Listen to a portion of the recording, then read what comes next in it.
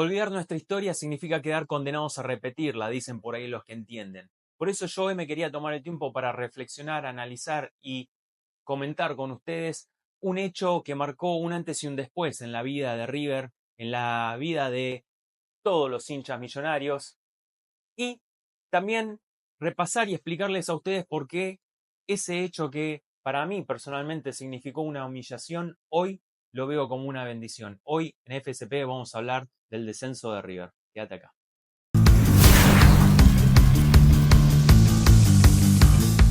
¿Qué tal, gente? ¿Cómo andan? ¿Todo bien? Bueno, yo sé que hoy, día jueves, es un día cargado con mucha información, obviamente también con otro tanto de especulación y de rumores, pero yo sinceramente no me quiero hacer eco del tema de las incorporaciones, porque ya saben lo que pienso.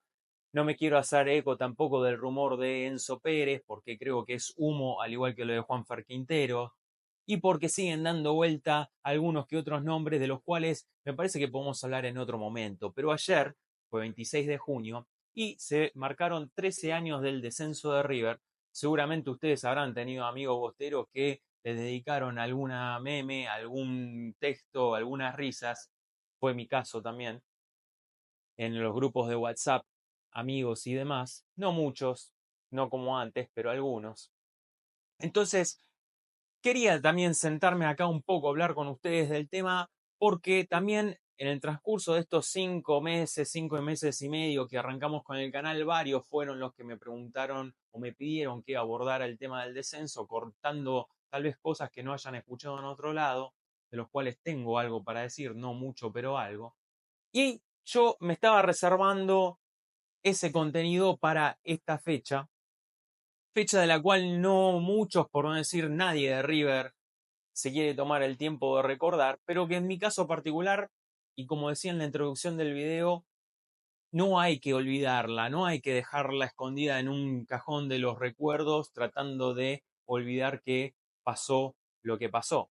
Y después voy a explicar por qué y voy a compartir, como dije también en esa introducción, lo que es mi visión, obviamente no esperando que la compartan, solamente que la respeten.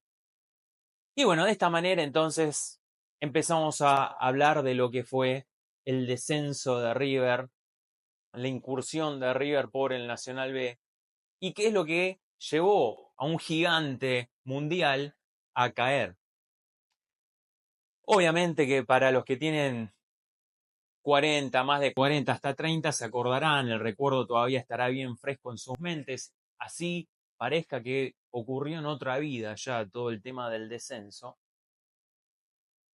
pero se acordarán lo mal que venía River en ese momento con Pasarela como presidente, pero en la gestión anterior de José María Aguilar, con un sinfín de problemas económicos, con un sinfín de escándalos mediáticos, con un sinfín de cosas que no llegaron a salir a la luz, pero que después por algún lado o el otro se terminaron sabiendo. Principalmente, obvio que lo que lleva a cualquier institución al descenso no es una campaña, dos, ni siquiera tres, menos en un fútbol que se rige por promedios, pero un cúmulo de cosas donde todo falla, desde la cabeza hasta el último eslabón, y eso fue prácticamente lo que pasó en River. Un River que año tras año era un poco más arrasado por los integrantes de las comisiones directivas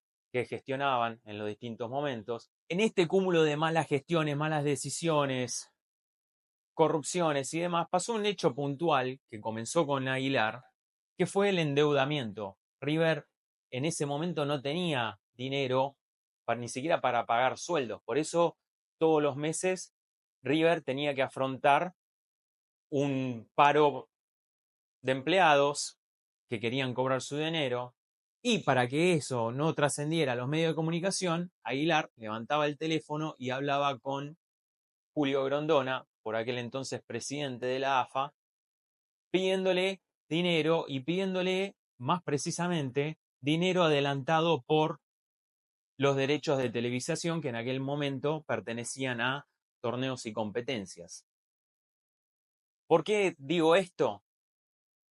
Porque después Cuando Aguilar se va, asume Pasarela, obviamente que cambió muchísimo la relación entre AFA y River. Pasarela pasó a ser una figura que odiaba pasar por las oficinas de Viamonte. Odiaba levantar el teléfono y hablar con Julio Grondona. Para eso lo tenía a Diego Turnes, que era el representante, era uno de los vicepresidentes y era el representante de River en AFA. Él no quería saber absolutamente nada, porque despreciaba a los políticos, porque despreciaba la política y porque él se quería abocar solamente a la gestión de su River y la gestión de los negocios que quería encabezar en su River. Bueno, bien, ¿qué pasa? Que a partir del 2009-2010, entre el gobierno nacional y la AFA, llegan a un acuerdo para que la Asociación del Fútbol Argentino rompa su relación contractual con torneos y competencias y de esta forma el gobierno pase a adquirir los derechos de televisación del fútbol argentino, transmitiéndolos por el canal público de manera gratuita para todo el país. Y ustedes se podrán preguntar, ¿y esto qué tiene que ver? Bueno, recuerden que les hablé de dinero adelantado por parte de derechos de televisación en la época de Aguilar, dinero que la AFA nunca llegó a cobrar porque adelantó ese pago a River, pero después rompió el contrato con torneos y competencias. Por ende, torneos y competencias nunca llegó a pagar lo que AFA le había dado a River de manera adelantada, con lo cual ese dinero se le adeudaba todavía a la Asociación del Fútbol Argentino. River obviamente que no tenía el dinero y Pasarela tampoco tenía ninguna intención de honrar esa deuda adquirida por la gestión anterior. Entonces, ahí River pasó a ser una herramienta funcional para los planes que tenía el gobierno de poder contar con una liga de primera división y una liga de ascenso que atrajera rating, que hiciera que la gente se interesara por sintonizar el canal público y Telefe, que era el otro canal que también iba a estar apoyando la transmisión. Y River aparecía entonces como un gran candidato para llevar el foco de atención a un Nacional B que de otra manera obviamente no iba a tener nunca el mismo nivel de repercusión que podía llegar a tener la primera con todos los equipos que convocan. Y de esta manera, con el objetivo de tener un fútbol federal y un producto que vendiera y recaudara, entonces empezó a gestar esta idea de un River que en aquel entonces también andaba bajo por los promedios por lo que estaba diciendo antes. Deportivamente River andaba muy mal. Al ir mal económicamente, el nivel de los refuerzos, ustedes se acordarán lo que eran, para los que no se acuerdan podrán revisar. River dependía mayoritariamente de chicos de las divisiones inferiores, y que no se fueran, porque muchos se iban, muchos eran vendidos antes de debutar en la primera, otros debutaban y se iban al año, a los meses. Y eso hizo que River fuera también padeciendo los distintos torneos, terminó último con Simeone antes de irse. Después llegaron otros entrenadores y no lo pudieron hacer levantar, como Capa, por ejemplo. Pero River seguía ahí. River todavía ni siquiera estaba en fase de promoción. Ahora, ¿qué pasa? Llega el clásico, River tiene que ir a la Ribera a enfrentar a su rival de toda la vida, y River termina perdiendo 2-0 con un arbitraje escandaloso donde no nos cobran 5 penales, y eso obviamente que indignó a todo el mundo millonario, incluido el presidente, que después de no haber pisado nunca las oficinas de Viamonte, el lunes siguiente fue en persona a patearle la puerta a Julio Grondona cuando estaban todos reunidos en comisión directiva y le dijo en la cara que era un mafioso, que estaba viejo, que tenía que dar un paso al costado y dejarle lugar a otros dirigentes que estuvieran más capacitados para gobernar y llevar adelante la gestión del fútbol nacional. Bueno, obviamente ustedes quienes conocen un poco de fútbol y un poco los manejos de Grondona, el expresidente de la AFA esto no se lo tomó bien de ninguna manera, si bien actuó calmo, hasta de forma jocosa le respondió a Pasarela en ese momento, un Pasarela que estaba totalmente sacado, que estaba dispuesto a irse a las manos con Julio Grondona. Y después, cuando el mandamás de la AFA se dio cuenta que todo había trascendido y le pusieron un micrófono en la cara, Grondona dijo que a ese muchacho a lo mejor le vendría a jugar bien o pasar un año en el Nacional B. Bueno, eso derivó a que River siguiera sin poder sumar puntos. Grondona dijo, yo no voy a pedir, no voy a hacer nada para que perjudiquen a River, pero el que ayude a River va a pagar las consecuencias. Y de esa manera River llega a esa famosa promoción, a disputar el encuentro de la promoción contra Belgrano. Y después ya todo lo que saben, perdimos en Córdoba, en el Monumental parecía que nos lo llevábamos puestos, metimos un gol de arranque, después no nos cobran un penal insólito, que lo vio todo el estadio, que lo vio todo el mundo por la televisión menos el árbitro. River en el segundo tiempo entra en esa confusión, casi que se hace el gol del empate solo, un error entre los dos centrales, lo termina aprovechando el jugador de Belgrano, empatando 1-1 y ahí la presión se hizo insostenible. Después nos terminan dando un penal, pero que malogra Pavone y bueno, lo que ya todos sabemos, ocurrió lo que parecía inevitable y lo que parecía una sentencia. Con ese trasfondo que yo les conté, River en la B era negocio para el gobierno, River en la B era una forma de Grondona de demostrar que seguía siendo tan poderoso como nunca, aparte que le daba el castigo máximo a su rival de entonces, que era Daniel Pasarela, y Pasarela, en su soberbia, en su incapacidad de gestión, en su poco amor por el club, condenó a River a tener que jugar un año en el Nacional B.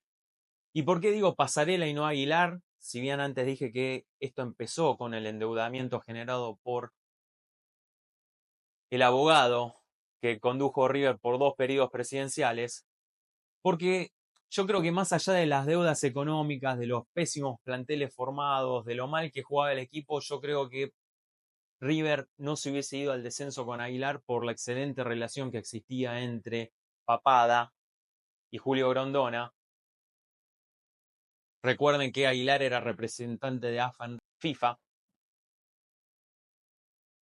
Y yo creo que no hubiese llegado a ese extremo. Pero se llegó.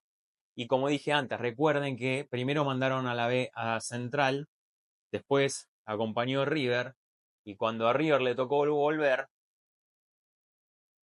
fue Independiente. Pero bueno, a ver, en ese momento era todo tan surrealista. Yo me acuerdo del primer partido que River juega contra Chacarita y yo tenía negación. Como dije, para mí era humillante ver a River en la B. No lo podía aceptar, no lo podía digerir, no podía creer los nombres de los equipos con los cuales nos iba a estar tocando jugar.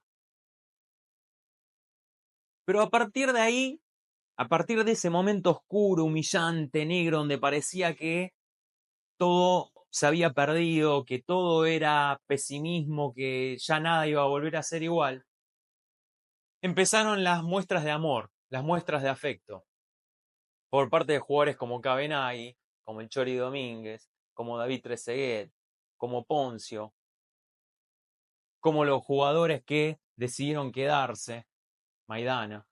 otros que vieron igual la oportunidad de venir y poder ser parte de la historia de River, como Sánchez, otros que quisieron venir y no los dejaron, como De Michelis, como Crespo, como Ortega. Entonces eso me empezó a hacer sentir bien, porque no hay nada más lindo que ver cómo tus ídolos demuestran el amor por los mismos colores que vos defendés. Entonces, yo me acuerdo de esa bandera que ponían en el Monumental que decía, nos verás volver y te arrodillarás, una cosa así. Y era un eslogan hermoso, y a quienes hayan puesto esa bandera, la verdad los felicito porque pudieron ver algo que yo en ese momento no lo podía ver. Yo creía que River a partir de ese momento dejaba de ser River para siempre y que la historia iba a terminar torcida y que no le íbamos a poder remontar. Pero bueno, así River pasó por el Nacional, un torneo que quemaba, un torneo pero que fue totalmente dramático. De hecho, generó más rating que la primera división. Almeida, que se cargó todo ese plantel al hombro, junto con Amato en el cuerpo técnico, nos devolvió a la primera división. Y ahí, después llegó Donofrio diciendo que River iba a volver a ser River. Y otra vez lo mismo, una frase hermosa, pero que era difícil creerla. Con River ya en primera división, con River después campeón con Ramón Díaz, la herida que estaba muy abierta todavía, que quemaba, que ardía, se empezaba a cerrar. Y después con Gallardo terminó de cicatrizar. Lo que pasa que sí, como toda herida grande, la cicatriz queda, pero ya después no duele y dejó de doler por todos los logros. Y por eso yo decía que así como fue una humillación en su momento, después para mí el descenso de River pasó a ser una bendición. Pasó a ser una bendición porque ese ardor que generaba la cicatriz de la B se transformó en sangre en el ojo que hacía que los que se tenían que pelar el culo para sacar arriba de adelante vieran solo el objetivo ese, de devolverle la grandeza al gigante. Y por eso no hacían eco de las cargadas de todo el fútbol argentino. Por eso, cuando San Lorenzo se nos reía por el silencio atroz, después fuimos a jugar una recopa contra ellos y le terminamos levantando un trofeo internacional en la cara y en la cancha de ellos. Independiente que decía los grandes de verdad no descienden y después lo pudimos señalar con el dedo y decirle, viste boludo, que sí descienden los grandes. Racing, que bueno, siempre fue hijo nuestro y lo siguió siendo.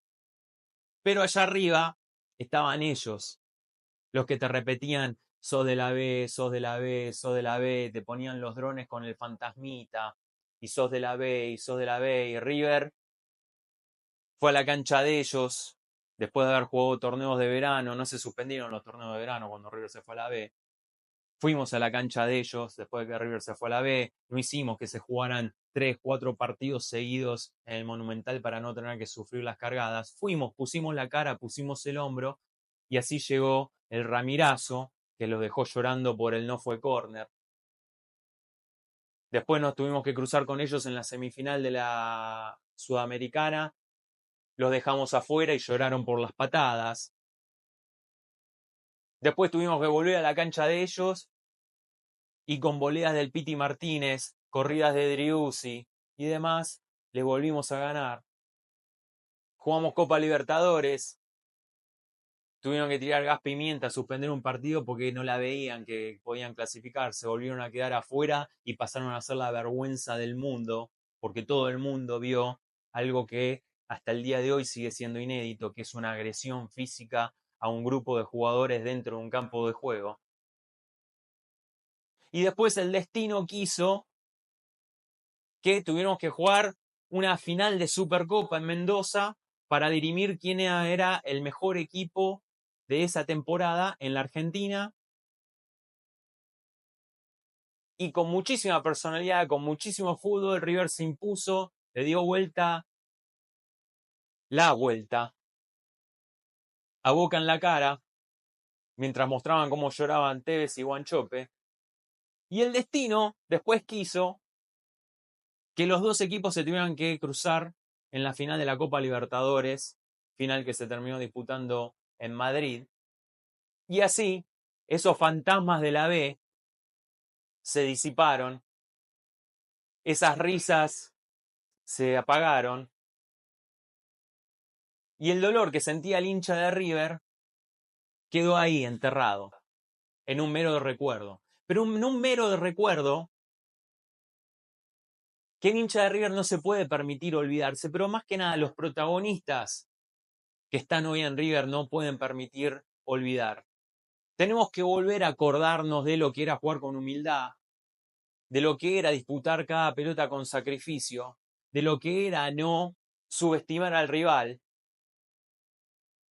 de lo que era salir a demostrar en la cancha que eras más que tu rival, y de lo que era la necesidad constante de ganar, ganar, sumar títulos, seguir ganando, no relajarse, porque eso es vivir y jugar con grandeza. Y si vos seguís viviendo y jugando con grandeza, entonces vas a seguir demostrando que seguís siendo el más grande lejos. Pero bueno, gente, esa era la reflexión que quería yo hacer para el día de hoy. No quería hacerme el boludo. Yo sé que puede llegar a haber muchos bosteros viendo este video y que van a salir a comentar y a reírse, y está bien, porque con eso no hacen más que confirmar que son un ex club, porque a partir de ahí Boca se tiene que poner la camiseta de Belgrano para poder reírse de River. No te pueden cargar con nada propio. Mientras River celebra triunfos propios, ellos celebran desgracias ajenas. Y eso es lo más grande que nos pudo haber pasado a nosotros después de haber sufrido lo que sufrimos.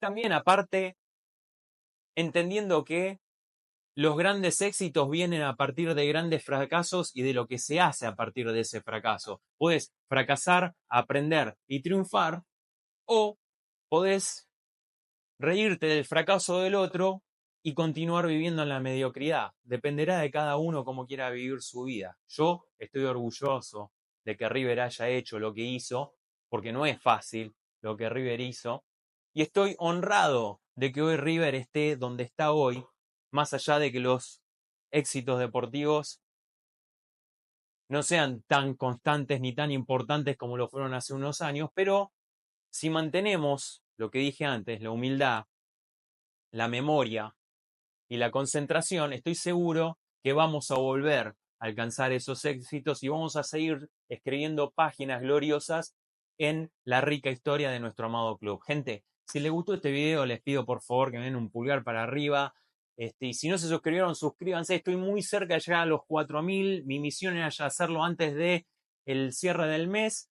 Bueno, mañana vamos a hacer un vivo también donde sí vamos a hablar de los refuerzos o incorporaciones, vamos a hablar de los rumores, vamos a hablar de Enzo Pérez y si pega la vuelta o no, de si Juanfer pega la vuelta o no, vamos a hablar de todo lo que quieren hablar ustedes, pero por eso me van a tener que acompañar mañana en el vivo que vamos a hacer por la noche. Les mando un abrazo muy grande, espero que terminen bien el día de hoy y ya nos vemos mañana con el vivo de FCP. Chau, chau.